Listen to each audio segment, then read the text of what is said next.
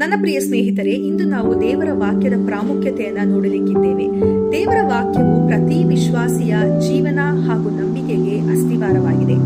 2 Timothy 3:16 ನಾವು ನೋಡುವ ಹಾಗೆ, ದೈವ ಪ್ರೇರಿತವಾದ ಪ್ರತಿಯೊಂದು ಶಾಸ್ತ್ರವು ಉಪದೇಶಕ್ಕೂ, ಖಂಡನೆಗೂ, ತಿದ್ದುಪಾಟಿಗೂ, ನೀತಿ ಶಿಕ್ಷೆಗೂ ಉಪಯುಕ್ತವಾಗುತ್ತದೆ. ದೇವರ ವಾಕ್ಯವು ಅಂದರೆ ಸತ್ಯವೇದವು ಕೇವಲ ಕಾಗದದ ಮೇಲೆ ಬರೆದಿರುವ ಮಸಿಯಲ್ಲ, ಬದಲಾಗಿ ಅದು ದೇವರ ಉಸಿರಾಗಿದೆ ಹಾಗೂ ನಮ್ಮ ಹೃದಯಗಳೊಂದಿಗೆ ಮಾತನಾಡುವ ದೈವಿಕ ಧ್ವನಿಯಾಗಿದೆ. ನಮ್ಮ ದೇಹವು ಹೇಗೆ ಆಹಾರವಿಲ್ಲದೆ ಬದುಕುವುದಿಲ್ಲವೋ ಹಾಗೆಯೇ ನಮ್ಮ ಆತ್ಮಿಕ ಜೀವನವೂ ಸಹ ದೇವರ ವಾಕ್ಯವಿಲ್ಲದೆ ಬೆಳೆಯುವುದಿಲ್ಲ.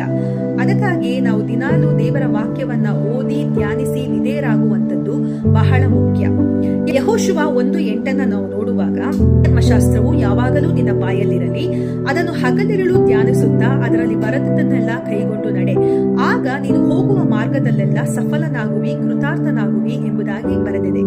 ತನ್ನ ವಾಕ್ಯದಲ್ಲಿ ಬೇರೂರಿರುವವರಿಗೆ ದೇವರು ಯಶಸ್ಸನ್ನು ಹಾಗೂ ಬಲವನ್ನು ಕೊಡುವಾತನಾಗಿದ್ದಾನೆ. ದೇವರ ವಾಕ್ಯವನ್ನು ಓದುವಾಗ ನಿಮ್ಮ ನಂಬಿಕೆಯು ಕಟ್ಟಲ್ಪಡುತ್ತದೆ, ಅದನ್ನು ಧ್ಯಾನಿಸುವಾಗ ನಿಮ್ಮ ಮನಸ್ಸು ನೂತನಗೊಳ್ಳುತ್ತದೆ ಮತ್ತು ಅದಕ್ಕೆ ವಿಧೇಯರಾಗುವಾಗ ನಿಮ್ಮ ಜೀವನವು ಬದಲಾಗುವಂತದ್ದಾಗಿದೆ. ನೀವು ಗೊಂದಲದಲ್ಲಿರುವಾಗ ದೇವರ ವಾಕ್ಯವು ನಿಮಗೆ ದಾರಿ ತೋರುತ್ತದೆ. ನೀವು ನೋವಿನಲ್ಲಿರುವಾಗ ನಿಮಗೆ ಸಾಂತ್ವನವನ್ನ ನೀಡುತ್ತದೆ. ನೀವು ತಪ್ಪು ದಾರಿಯಲ್ಲಿರುವಾಗ ನಿಮ್ಮ